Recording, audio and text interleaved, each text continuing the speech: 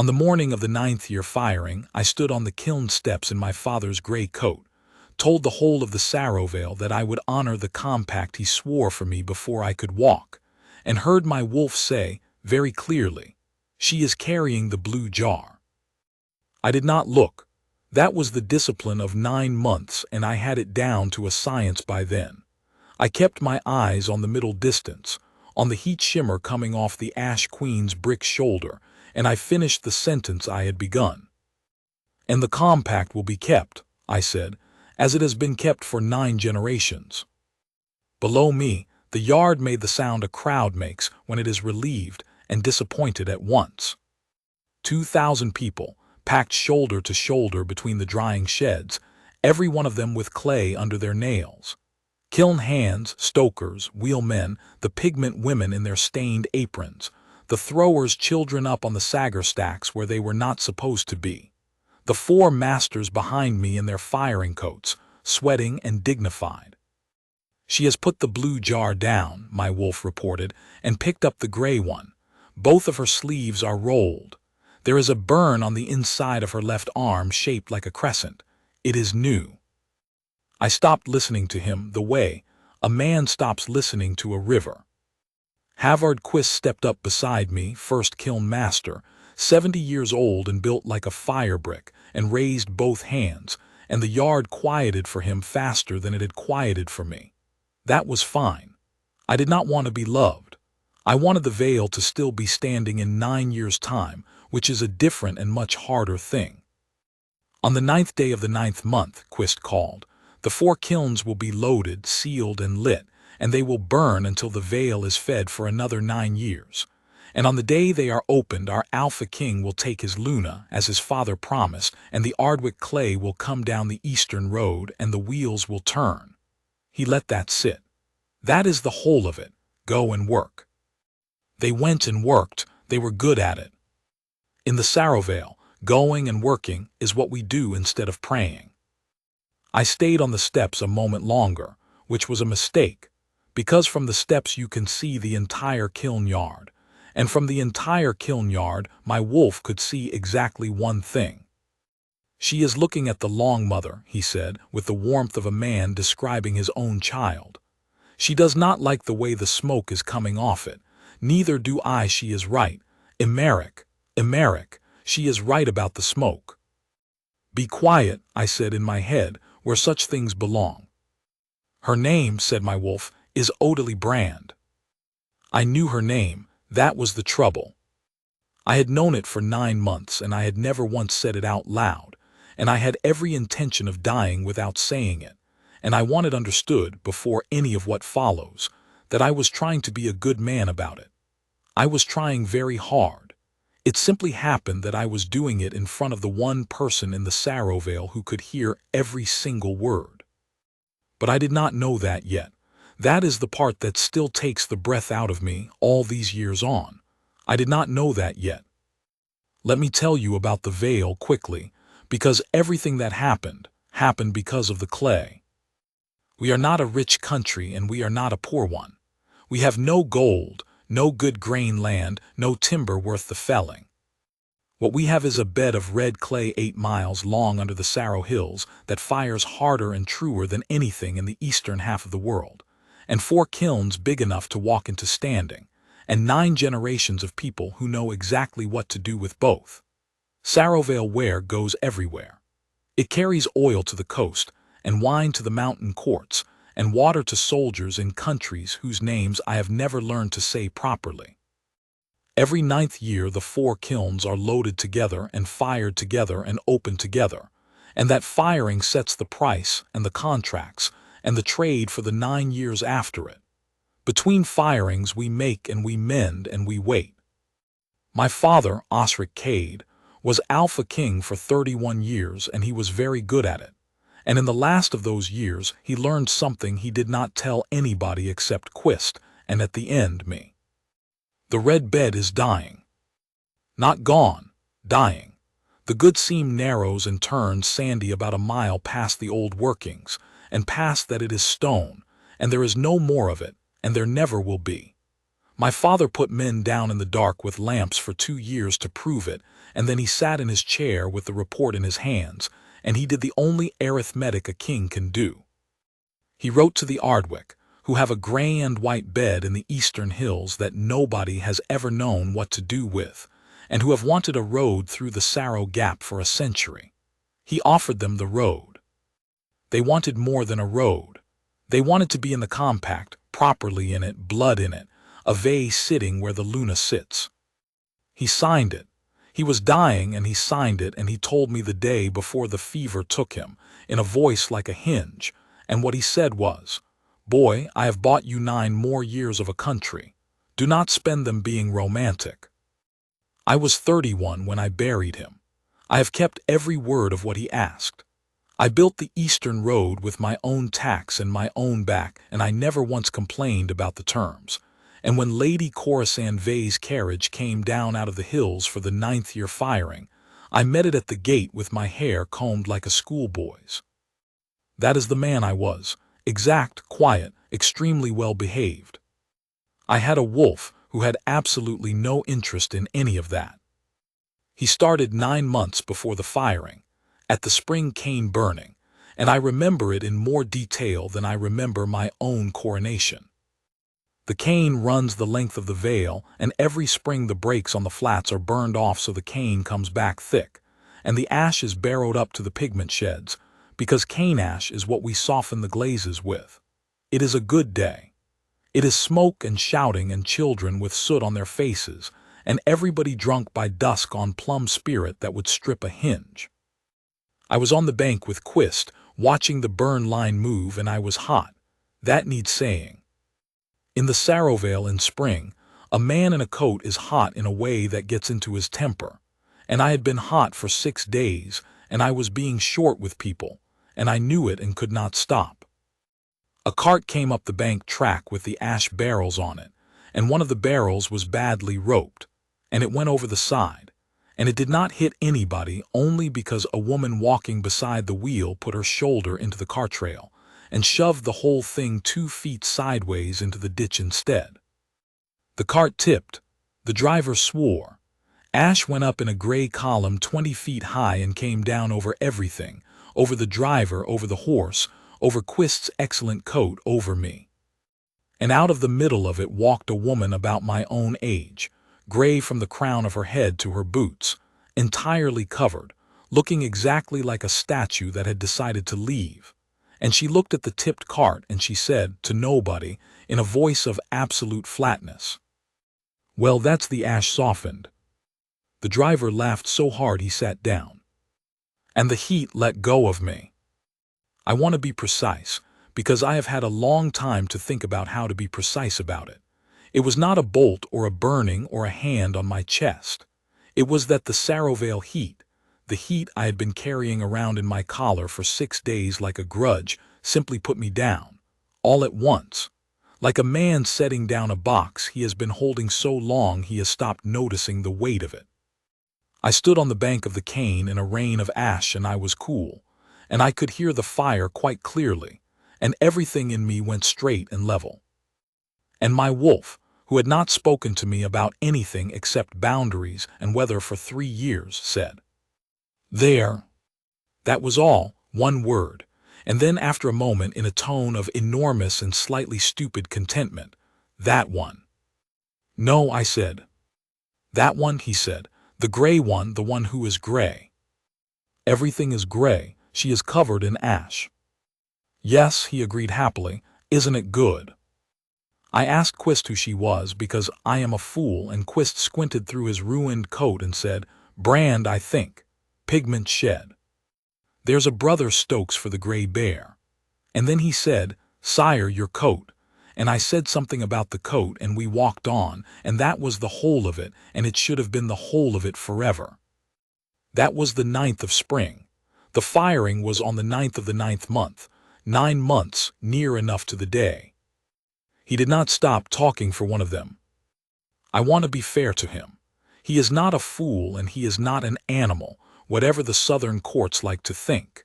He is the part of me that does not lie, and the trouble with the part of a man that does not lie is that it has no idea when it is being inconvenient.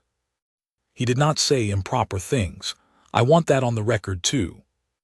In 9 months he never once said a word about her I could not have said in front of her grandmother. What he said was worse than improper. What he said was true. Her hands smell of iron and plum wood. She is teaching the small boy to weigh. She has done it 4 times. She has not once been sharp with him.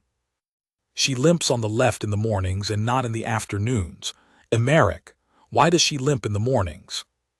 That is the 3rd day she has given her bread to the Ollery girl. She thinks nobody sees. I see.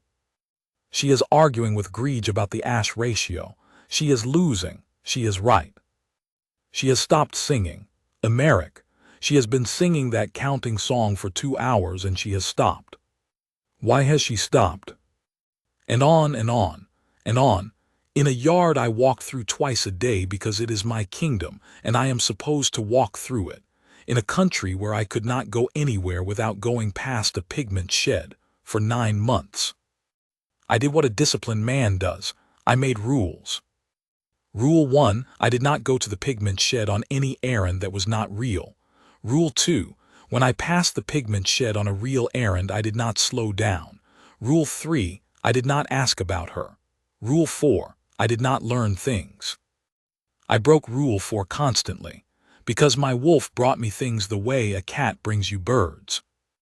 I knew by midsummer that she was 28, that her mother had died in the fever year that took my father, that her brother Bevan stoked the gray bear and was the loudest man in the Vale, that she had been in the pigment shed since she was 13, and had never been anywhere else, that Greege thought she was the best glaze hand in 3 generations, and had told exactly nobody, because Greege does not hand out compliments in case they go to a person's head.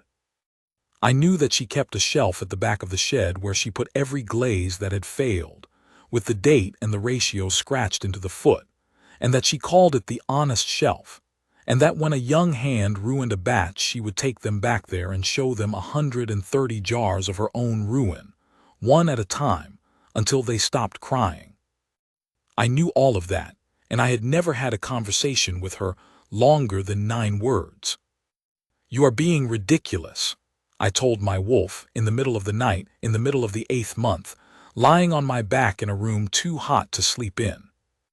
I am the only honest thing in this house, he said, and I would like to be nearer the pigment shed.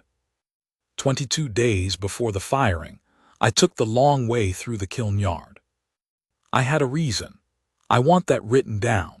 The Long Mother's chimney had been drawing badly since spring, and the way to look at the Long Mother's chimney is from the yard side, and the yard side is past the pigment shed, and so for 22 days running I inspected a chimney. On the 9th of those days my steward, Wystan Ollery, who has served the cad since before I was born, and who is the only man in the Vale not frightened of me, said, "That's a very interesting chimney, sire." "It's drawing badly." "It's drawn badly since your grandfather's time," said Ollery. "It's the bend. There's nothing to be done about a bend." He looked at me with the flat, patient, faintly amused face of a man who has ironed a king's shirts. "Shall I put it on the works list, sire, or shall we keep going and look at it?" "Put it on the list." "Very good, sire." A pause. "Shall we go the yard way or the road way?"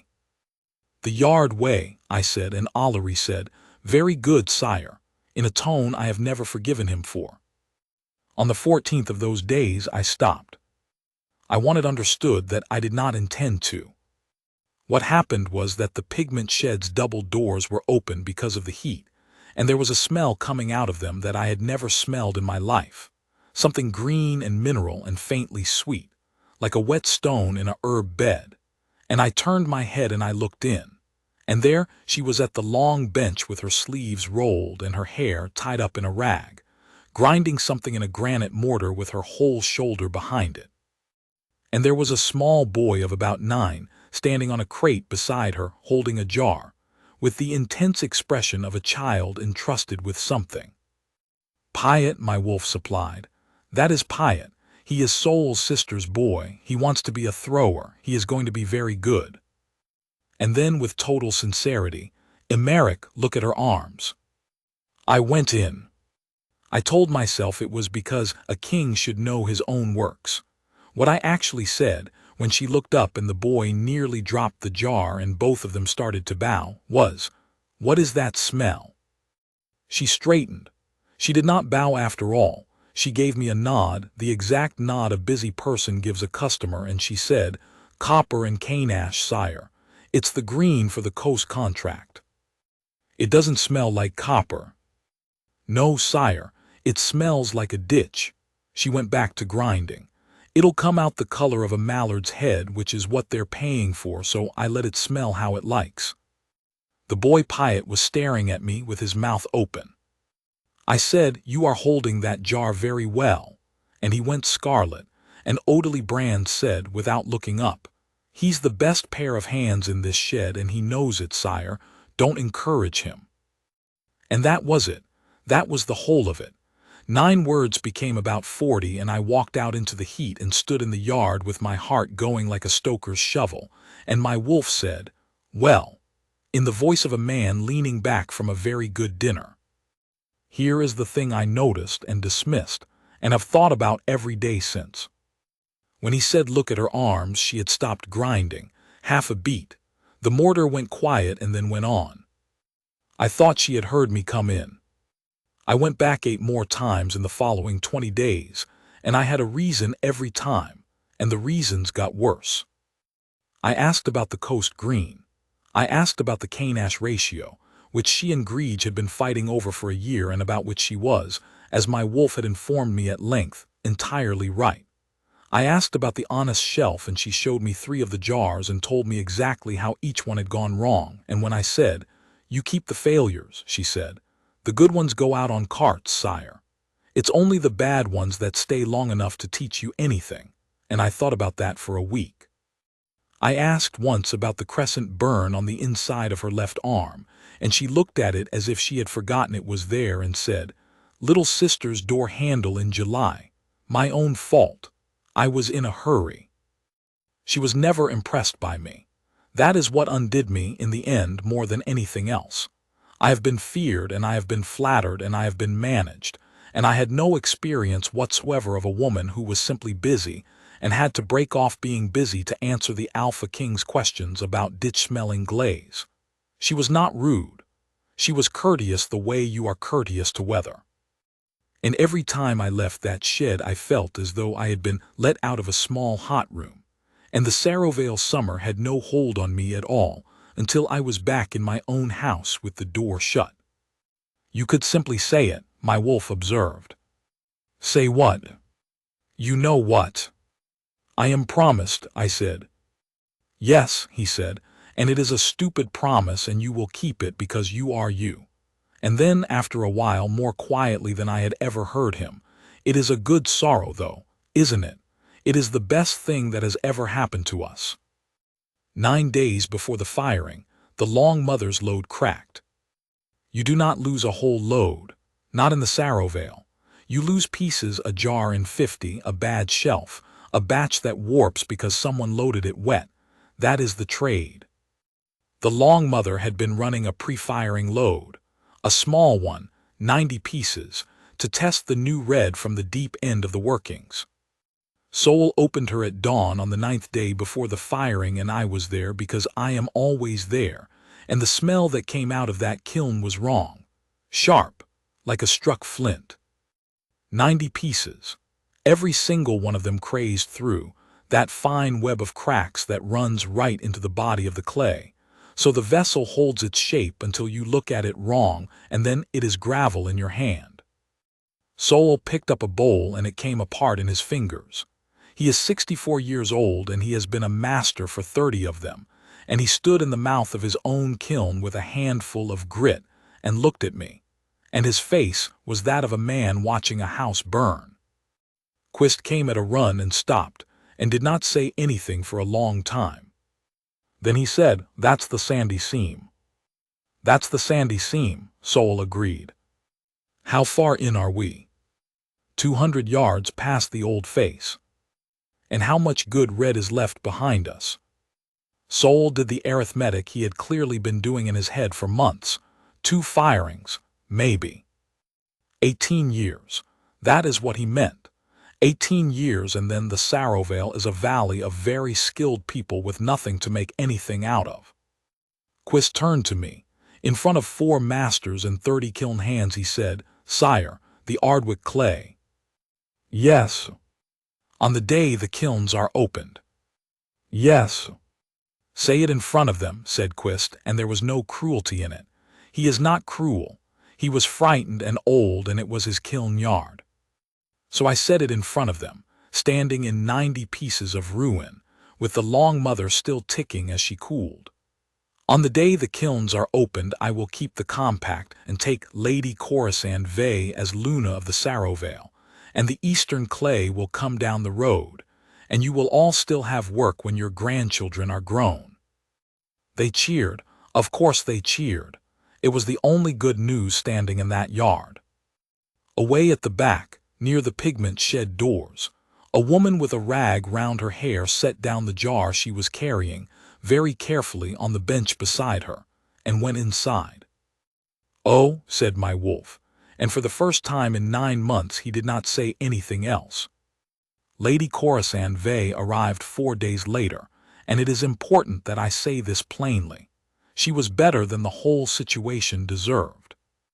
She came down the Eastern Road in a dust-colored traveling coat with her brother Rennick and a train of 11 carts, and when she got down at the gate she did not look at the castle.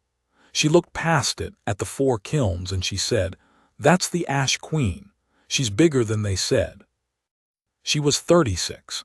She had run the Ardwick's Hill working since she was 22 because her father drank and her brother is charming and useless, and she had spent 14 years trying to find somebody in the world who would take gray-white clay that nobody knew how to fire.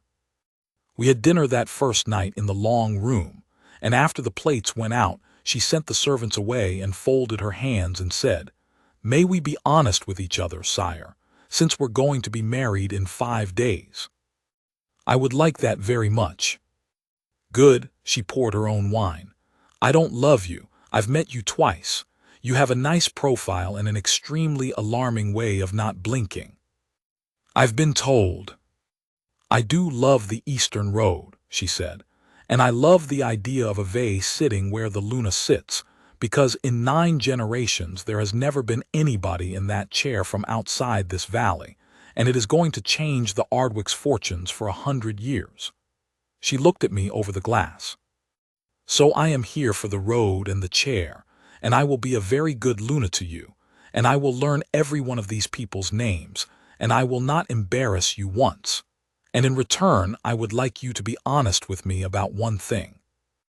"Ask." "Is there somebody?" And my wolf said yes. And I said no. She let the silence stretch out until it was thoroughly uncomfortable, which is a thing very few people have ever dared do to me, and then she said, "Well, that was quick," and drank her wine. "Lady Corisande." "Don't." She waved it off entirely without malice. "You've answered honestly, and then you've answered again, and I heard both. It's all right. Half the arranged marriages in the world have a somebody in them. It only becomes a problem when a man pretends there isn't and then spends 30 years being cold to his wife about it." She set the glass down. "So here is my condition. Whoever she is, I don't want to know. Don't tell me you are not to be cold to me about her. You may be sad. Sadness I can live beside. Coldness I will not." I said, "That is more than fair." "It's much less than fair," said Corisande Vey, "but it's what's on the table," and she got up, and at the door she paused and said, "It's the ash-colored one in the pigment shed, isn't it? The one with the burn on her arm." I did not answer. "Your wolf isn't as quiet as you think he is," she said. "Wolves never are. Good night, sire." Over the next 3 days I came apart in small pieces, quietly, where nobody could see. I answered him out loud twice. Once in the stable, where the only witness was a horse, and once in the muniment room, where the witness was Ollery, who was standing behind a shelf and who came round it with a ledger in his hands and said, "Sire." "Nothing." You said I know she does. Nothing, Ollery. Very good, sire, said Ollery and put the ledger down and stood there. And then in a completely different voice, the voice of a man who put me on my first horse, your father talked to us out loud at the end. Half the household thought he'd gone soft. He hadn't. He just stopped seeing the point of the other thing. He picked the ledger back up. That's all. Shall I have the gray coat brushed for the loading? The night before the loading began, I could not stay in the house. I went out past the drying sheds and up the cart track to Beacon Hill, where the spoil heaps are 9 generations of gray overburden, the stuff you strip off to get down to the red, dumped in ridges the height of a house and grown over with thorn. It is the ugliest place in the Sarrow Vale and the only place in it where nobody goes. There was a lantern on the spoil. She was 3/4 of the way up the biggest ridge with a mattock, in a man's shirt, digging into the face of it by lamplight. There was a sack beside her half full of gray lumps.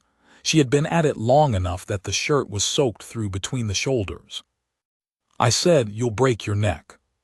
She did not jump. That is the other thing about her. She has never once been startled by me. She looked down and said, "Sire," and then went back to the face and levered out another lump. I climbed up. It took a while and I was not graceful. When I got there, she handed me the lantern without being asked, the way you hand a tool to somebody who is going to be standing there anyway. "What is it?" "Spoil." "I know it's spoil. What are you doing with it?" She hit the face again. "You know the long mother's load." I was there. "Everybody keeps saying the red's finished." Another swing. "The red's finished." Fine. Nobody in 9 generations has ever asked what the gray does, because the gray's what you shovel off to get at the red, and my grandfather shoveled it, and his father shoveled it, and there's 4 million tons of it sat on this hill doing nothing. It's overburden. It won't fire. That's what Greege says. She stopped and pushed her wrist across her forehead and left a streak. Greege has never fired it. She's never fired it because everybody knows it won't work, and everybody knows it won't work because nobody's ever fired it. She looked at me. "I've fired it 11 times, sire, in a test box in the back of the Little Sister at night on ash I paid for myself. 9 of those it slumped. Twice it didn't." The heat let go of me. Standing on a spoil heap in the middle of the night, holding a lantern for a woman with a mattock. "Twice," I said. "Twice." She crouched and picked up one of the gray lumps and turned it over in the light. "You can't fire it alone. It's got no fat in it. But if you cut it 2 parts gray to 1 part the sandy red, the bad red, the seam everybody's crying about, and you soften it with cane ash, not wood ash, cane ash, because there's something in the cane, I don't know what it is," she stopped herself. "It vitrifies at 100 degrees under the red. It comes out pale. It comes out ringing, sire. I dropped a test bowl on the shed floor from waist height and it bounced. I stood there with the lantern. "Why in God's name," I said, "have you not told somebody?" And Odalie Brand looked at me with an expression I could not read at all and said, "Because I'm a shed hand and it's twice out of 11, sire. I've got 2 more nights and then the kilns are sealed and I don't get another chance for 9 years. She stood up and shouldered the sack. "So if you don't mind, I'd rather use the light for digging than for talking." I carried the sack down the hill. She let me. She did not thank me and I did not want her to. At the bottom where the cart track turns, she said, "Sire." "Yes." "Congratulations on the wedding." There was nothing in her voice at all. That is what I remember. Nothing in it, in a woman who is flat as a floor about everything, and something in me knew and could not get up the stairs fast enough to say so. "Thank you," I said.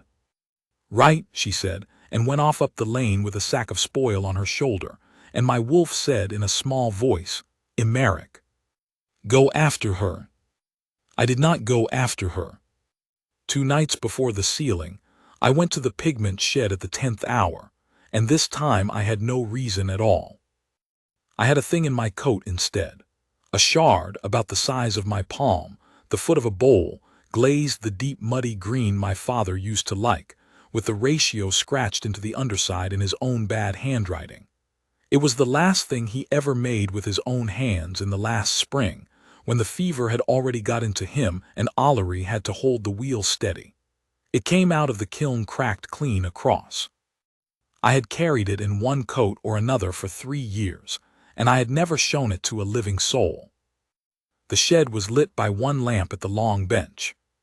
She was alone, doing the thing she did last every night, weighing out the next day's dry mix into 13 jars and stoppering them, which she did by hand because she did not trust the shed scales. She looked up. "Sire, it's late." "I know. There's nothing to see. It's a shed at night." I put the shard on the bench. She stopped weighing. She wiped her hands on her apron first, which I noticed, and then she picked it up and held it under the lamp and turned it over, and read the ratio scratched on the foot, and something moved in her face. "That's a bad mix," she said. "It's a terrible mix. Copper and iron in a reduction firing.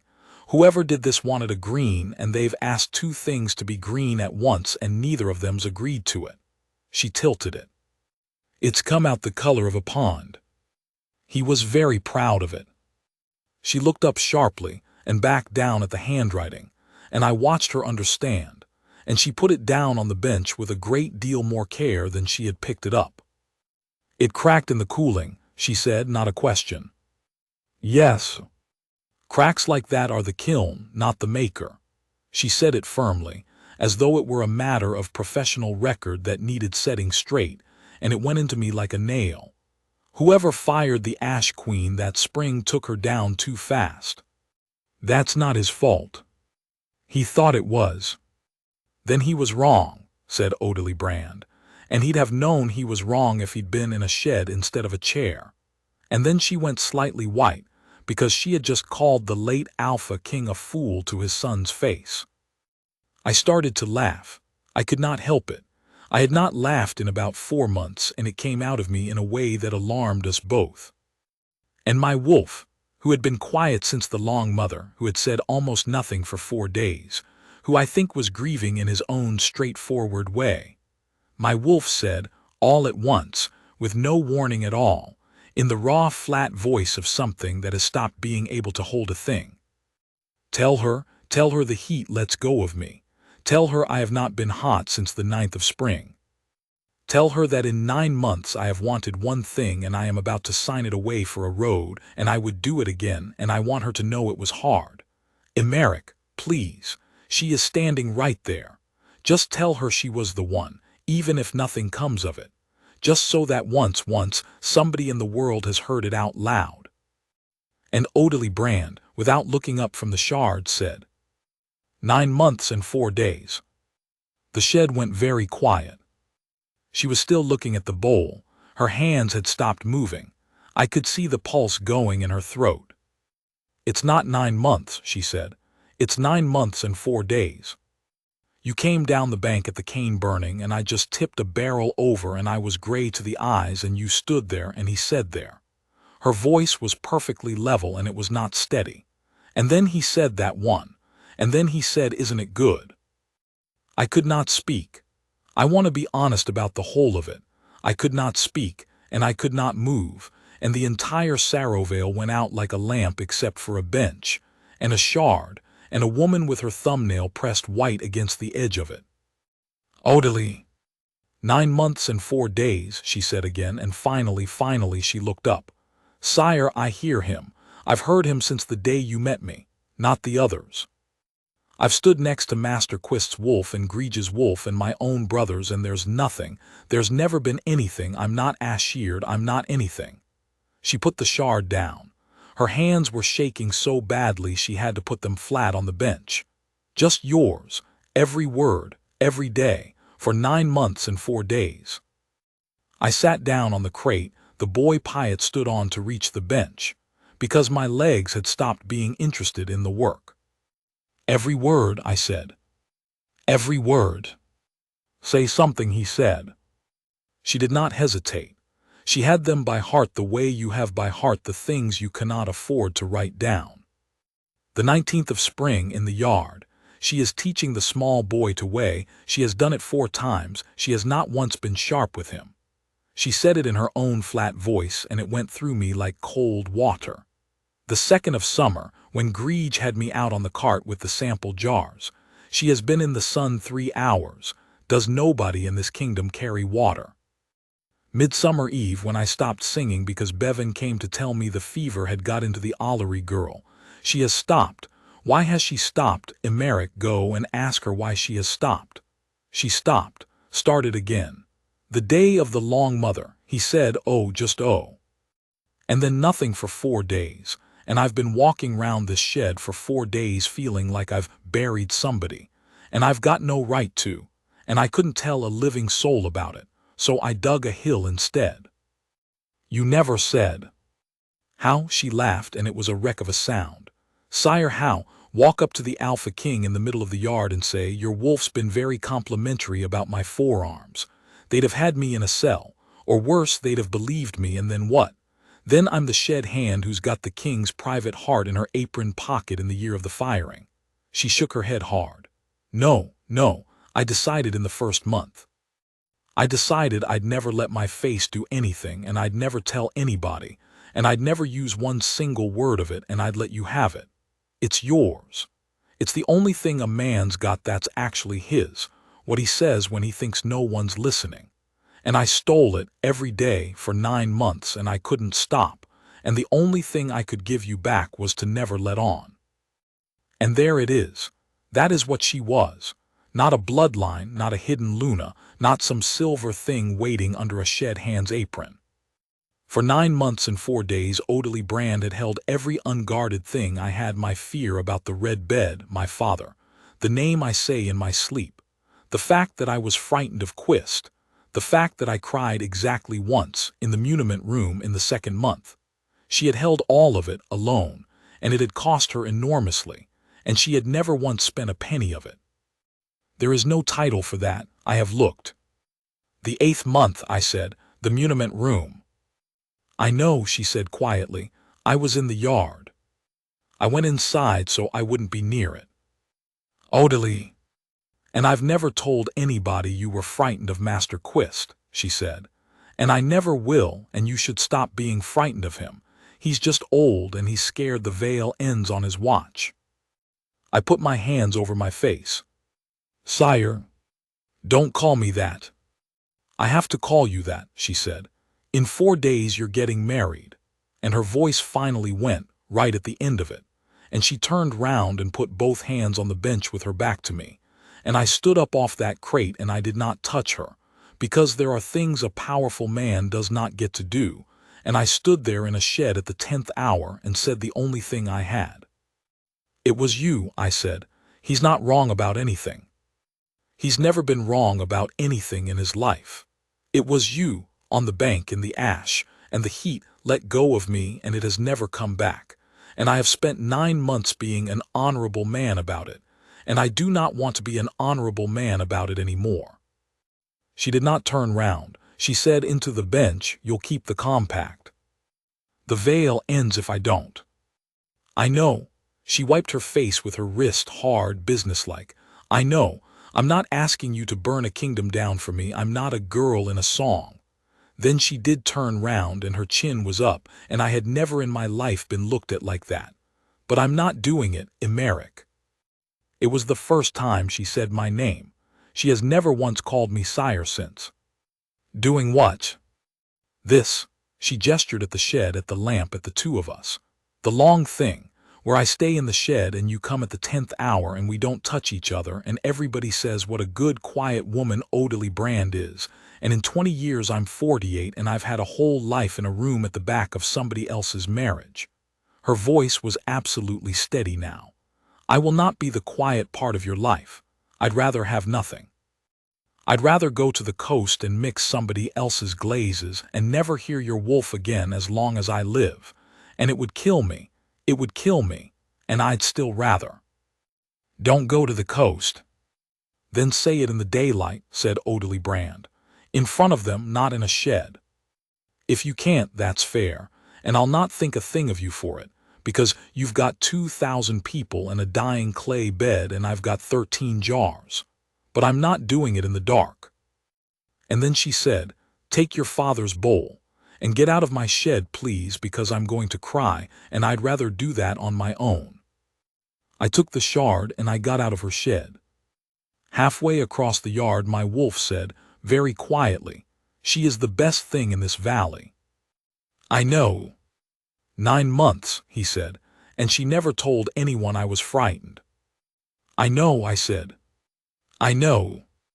At dawn I woke Alona Greege by hammering on her door, which nobody has done since her husband died, and I stood in the mistress of the little sister's kitchen at 5 in the morning with a sack of gray spoil and said, "I want a test box fired today." Greege is 60, 4 feet 11 and made entirely of opinions. She looked in the sack. "That's overburden. 2 parts gray, 1 part the sandy red cane ash softener." "Who told you that?" "Odalie Brand." Greege's face did something complicated. "Did she?" she said. "Did she now?" She scratched her jaw. "She's been at me about cane ash for a year and I've been telling her to get on with her work." She put her hand in the sack and rubbed the gray between her fingers and smelled it, and I am not exaggerating, tasted it. "Huh. Will it fire?" "No," said Greege. "Everybody knows it won't." She pulled her coat off the hook.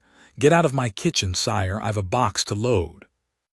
We fired it in the belly of the little sister that morning with the pre-firing heat still in her, and we opened it at dusk, and there were 4 bowls in it, and Greege took one out with the tongs and set it on the brick and let it cool, and then picked it up barehanded and looked at it for a long, long moment. It was pale, not the Sarovale red that has gone out of this valley for 9 generations, pale as the inside of a shell, with a faint gray bloom in the glaze where the cane ash had run. Greege flicked it with her fingernail. It rang like a bell. Sol, who had come over to see what the fuss was, said, "Sweet God." 2 parts spoil to 1 part the bad seam," said Greege. "There's 4 million tons of spoil on Beacon Hill and 8 miles of bad seam under our feet, and every one of us has been standing on this for 9 generations shoveling it out of the way." She set the bowl down and looked around the yard at all of us, and her voice went up like a hammer on a rail. 9 generations. "Whose is it?" said Sol. "The shed's," said Greege. "The Brand girl. 11 test firings on her own money at night in the back of my kiln, which we will discuss. Odalie, we will discuss it at length." And she was crying, the old horror, and pretending furiously that she was not. I turned round. Odalie was standing at the back of the crowd with ash on her arms, looking at a pale bowl on a brick, and her face was doing absolutely nothing, and I have never in my life seen anybody so completely undone. And Havard Quist, who had come down from the Ash Queen at a dead run, picked up the bowl and turned it over and said the thing that I had not let myself think for 4 days. "Then we don't need the Eastern clay." The Compact Council met that night in the round room with the 4 kiln marks cut into the floor, and it went very badly. I laid it out. The spoil fires. The Vale has clay for 400 years and does not need 1 cart of Ardwick Grey. Therefore the necessity that my father signed against is gone. Therefore. And Havard Quist, who is not a villain and who I had been frightened of since I was 6 years old, said, "No, Master Quist. You asked me to say it in front of them, sire, when the Long Mother cracked. I'll say this in front of them too." He put both hands flat on the table. "The compact isn't a market. It's not a thing we keep while it pays us and drop when it doesn't. Your father gave his word, and the Ardwick sold 2 hill farms and cut a road on the strength of it, and Corisande Vey has stood up in front of her own people and said she'd be Luna here, and if we turn round the week, we find a new clay and say never mind." His jaw worked. "Then in 9 generations nobody will take a Sarovale word for anything ever again, and word is the only thing this valley's got that isn't dirt." Sol said, "He's right." Dre said, "He's right, sire." Greege said nothing, which from Greege is a scream. Then what is the way out? I said. There isn't one, said Quist. Yes, there is, said Alona Greige. Everybody looked at her. She had the compact book open in front of her, the actual book, cracked leather, 9 generations of hands, and her finger on a line about 2/3 down a page nobody had read since before my grandfather. Fourth clause, she said. A match made under the compact stands until the death of one party, or until a mark of the true bond be raised and witnessed at a firing by 3 of the 4 masters, in which case it is no match and never was. She looked up. It's older than the rest of it. It's from when the 4 kilns were 4 packs. Quist reached over and read it himself twice, moving his lips, which I had never seen him do. A mark, he said. Witnessed at a firing, said Greige. By 3 of 4. There's a firing in 3 days, Havard, and there's 4 of us in this room. You can't make a mark rise, said Sowell. No, said Greige. You can't. And she sat back and folded her arms and looked at me with the flat black eyes of a woman who has been mixing glazes for 40 years and knows exactly what happens when you put 2 things in a kiln that want each other. So it's not up to us, is it? It's up to the kiln. Lady Corisande Vey found me the next morning on the Ash Queen steps, where I had been since about 3. She sat down beside me on the brick in her traveling coat, without ceremony, and looked out over the yard where the loading had begun. Carts, saggers, 400 people moving pots in a line that went from the drying sheds to the kiln mouth like a river. They tell me, she said, that a shed hand has found 400 years of clay in a slag heap. She has. And that there's a clause. There is. And that half the yard has decided it's the most romantic thing that's ever happened in the Sarovale, and the other half has decided it's an insult to my family, and my brother Rennick, who has never done a day's work, is currently drunk in your stable telling anyone who will listen that he'll have satisfaction. She sighed. Rennick will not have satisfaction. Rennick can barely have breakfast. Corisande. Let me go first, she said, because I've been up all night writing it out, and if you're kind to me before I've said it I shall lose my nerve. She took a breath. I could hold you to it. I want you to know I could. The clause needs a mark, and marks don't come to order.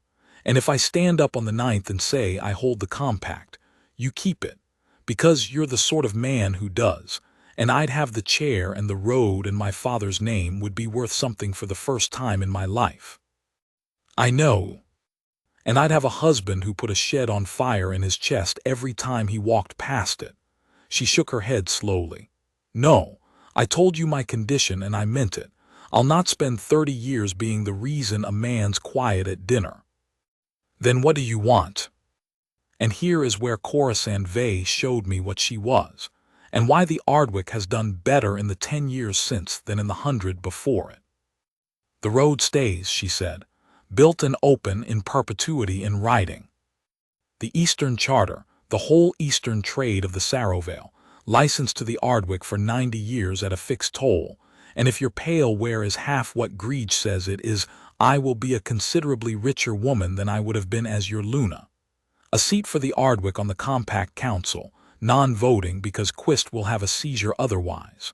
And, she held up a finger, I release you publicly. On the steps in front of the whole valley, in my own words, before anybody says one syllable about clauses or marks. Nobody is going to stand in that yard and say a Vey was set aside for a shed hand. They are going to stand in that yard and hear that a Vey looked at the arrangement, decided the terms were poor, and traded up. I looked at her for a long moment. You are a great deal cleverer than I am, I said. Yes, said Corisande Vey, and you better hope your brand girl is too, because you are going to need managing. She stood and shook out her coat. One more thing and then I shall go and pour Rennick into a cart. Anything. Introduce me to her properly afterwards, not now, in a year when it stopped being a story. She looked out at the yard. I've spent 14 years being told gray clay's no good for anything by men who'd never fired it. I'd like to shake her hand. The 9th day of the 9th month. They light the 4 kilns at noon together, and before they are lit the Alpha King stands on the Ash Queen's steps and speaks to the veil, and this has happened every 9 years since there has been a veil. My father did it 4 times. He was magnificent at it. He had a voice like a door closing, and he never used a note. 2,000 people in the yard. The 4 masters in their firing coats at the kiln mouths. Corisande Vey on the steps below me in dust-colored silk, who had already spoken, briefly and beautifully, and had been cheered so loudly by a valley that had come there to resent her that she had to stop and start again. And out at the back of the yard, on the pigment shed bench, in her working apron with her sleeves rolled, because she had flatly refused to be put anywhere else and had said in front of Ollery, "There's 13 jars to weigh. The kilns don't stop for anybody's love life." Odalie Brand. I had a speech. Ollery had written half of it, and I had written the other half, and it was about clay. I stood up there in my father's gray coat, and I looked at the 2,000 faces, and I put the speech down on the rail and I said, "I have been the Alpha King for 3 years, and I have never once told you anything true." The yard went absolutely silent. You do not know how quiet 2,000 people can be until you have made a start like that. "I have told you facts," I said. "I've told you the tonnages and the contracts and the tolls, and I've told you the red bed was fine when it was not fine, and I stood in this yard 9 days ago and told you that everything was solved, and I said it in a voice like my father's, and it was true, and it was not honest, and I have finally worked out that those are not the same thing." I could hear the Ash Queen ticking behind me. She had been laid all morning and she was warm. 9 months and 4 days ago I stood on the bank of the Cane, and a woman shoved a cart out of the way with her shoulder and got covered head to foot in ash and said, "Well, that's the ash softened." Somebody in the middle of the crowd, Bevan Brand as it turned out, who is the loudest man in the Vale, made a noise like a man hit in the stomach. And every day since, my wolf has told me about her, and I have told him to be quiet because I was promised, and I kept the promise, and I would have kept it to the end. My hands were shaking on the rail and I let them. And 4 nights ago I found out that for 9 months she had heard every single word of it, all of it, every unguarded thing I have got. And she never told one living soul, and she never used a syllable of it, and she never once let her face give her away. And she stood in a shed at the 10th hour and told me she would sooner go to the coast and lose me forever than be the quiet part of my life. I looked out over their heads to the back of the yard. "So I am saying it in the daylight, Odalie," I said, "because you told me to, and because you were right, and because I would rather do this badly in front of everybody than well in front of nobody. I have no idea how to do this. I have never said anything out loud in my life. The heat lets go of me when you come into a room. That is the whole of it. That is the best I have got. I want you to be my Luna, and I want it in front of all of them, and I am asking you, not telling you. And if the answer is no, then I will." And I stopped, because the pale gray line had come up my right forearm, wrist to elbow, out of nowhere, in the middle of a sentence, the color of ash glaze on a shell-white body. I turned my arm over in the sunlight like an idiot. Somewhere at the back of the yard, a jar hit the ground and smashed. She was standing on the pigment shed bench because she had climbed up on it to see, with her left sleeve pushed back and her right hand clamped over her own forearm, and her face was doing something at last. It was doing everything, all at once, 9 months and 4 days of it, and she took her hand away and held her arm up over her head, and there it was. Wrist to elbow, ash glaze gray. The yard did not cheer, not straight away. There was a sound instead, a sort of long roll, the noise 2,000 people make when a thing that everybody thought was a story turns out to be standing in front of them in a working apron. Havard Quist came down off the Ash Queen's step. He walked out into the middle of the yard, 70 years old in his firing coat, and he stopped in front of the pigment shed bench and looked up at her arm for a long moment. And then he did the thing I will remember about him until I die. He turned round to the yard and he said, in the voice he uses across a kiln, I am first kiln master of the Sarovale, and I witness a mark of the true bond, raised at a firing. Ilona Grege from the little sister's mouth, little sister witnesses. Garrick Soul from the long mother horse, long mother witnesses. 3 of 4. Ansel Dre, who is a pedant and could not resist, added, Grey bear witnesses as well for the record, and got the first laugh of the day. Then it is no match, said Quist, and never was, and he shut the compact book. They opened the Ash Queen 12 days later, and it is the custom of the Sarovale that the Alpha King's own hand breaks the seal on her door, and it has been so for 9 generations, and I did not do it. I stood on the brick with the whole valley behind me, and I gave the iron bar to a glaze mixer from the pigment shed, and she looked at it, and looked at me, and said out of the side of her mouth, Emeric, this is going to be unbearable, they're going to make a song about it. And then she went and broke the seal on the Ash Queen with both hands, and the pail where came out of that kiln ringing. We were married the following spring, at the cane burning, which was her idea, and which meant that everybody in the Sarovale spent the entire day covered in ash, including the Luna, which was also her idea. Cora Sanvey came and stayed a week, and she and Odalie sat up 2 nights in the pigment shed arguing about the Eastern Grey, and came out on the 3rd morning with a partnership that has since made both of them irritatingly rich. Pyatt is a thrower now, and he is very good, and he is unbearable about it. Bevan Brand is still the loudest man in the Vale. Havard Quist lived another 9 years and was master of the Ash Queen to the last month of them, and he taught our daughter to weigh out a glaze on his knee, and he was never once sharp with her. And the honest shelf is still at the back of the pigment shed, 130 jars and then some, every failure dated and scratched with its ratio, and my father's cracked green bowl sits at the end of it now, where anybody can pick it up, because she said a bowl that taught a king something has no business in a coat pocket. As for my wolf, he is quieter these days, and I have come to understand why. It was never his job to be in love with her. It was mine. He only did it out loud because I would not.